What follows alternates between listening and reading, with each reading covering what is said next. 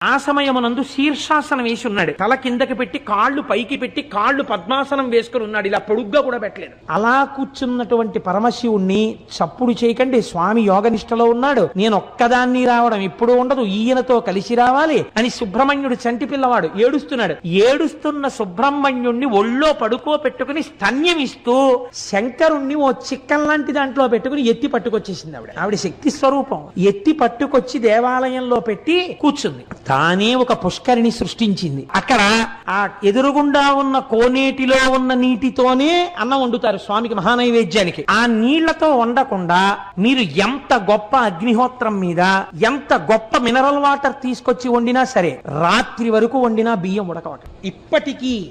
ఇప్పటికీ కూడా ఎదురుగుండా ఉన్న కోనేటిలో నీటితోనే అన్నం వండుతారు. ఇప్పటికీ మీరు కవచం తీసి చూపించమంటే చూపిస్తారు. చూపిస్తే సుబ్రహ్మణ్యుణ్ణి పడుకోబెట్టుకుని పాలిస్తూ ఉంటుంది అమ్మవారు. పక్కన